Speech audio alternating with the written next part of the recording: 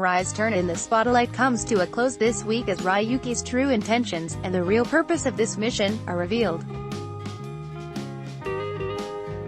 After being tripped up by Mirai, Ryuki, who now purports to be the second coming of Hidan, reveals that the women he's abducted are meant to serve as sacrifices in an immortality ritual he intends to perform on himself.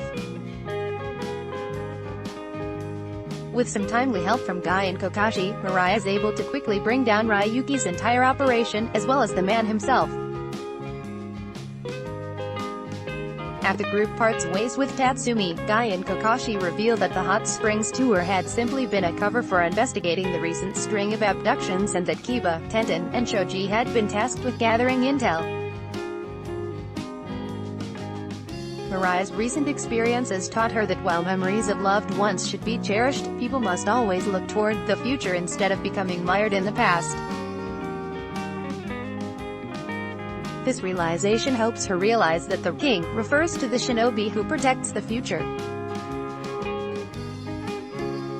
The manner in which Mirai tricks Ryuki into revealing himself is reasonably clever and reminiscent of the tactics displayed by both her father and Shikamaru. However, in fairness, Ryuki's lies were so obvious that it's a wonder none of the other women seemed the least bit suspicious of his claims. Even though Ryuki billed himself as Hidan's second coming, he's ultimately revealed to have no formal connection to Asuma's killer, and despite aspiring to become as powerful as his idol, he goes down fairly easily, albeit after attempting to possess Mirai with a powerful jutsu. The fact that Mirai is able to outsmart her opponent twice, first by trapping him in a lie, then by using a genjutsu, illustrates that Asuma's knack for strategy lives on in his daughter.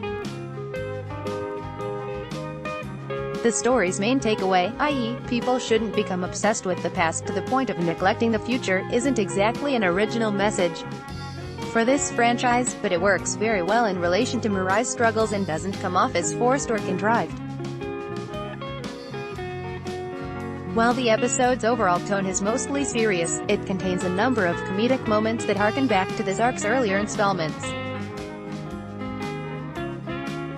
For example, the revelation that Mirai was the only Leaf Shinobi who was unaware of the mission's true objective was both amusing and satisfying from a narrative standpoint.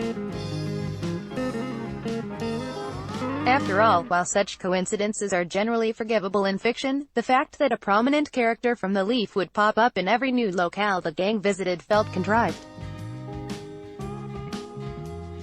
This is particularly true in the case of Tenten, whose cover story was that she was delivering additional luggage to Mirai.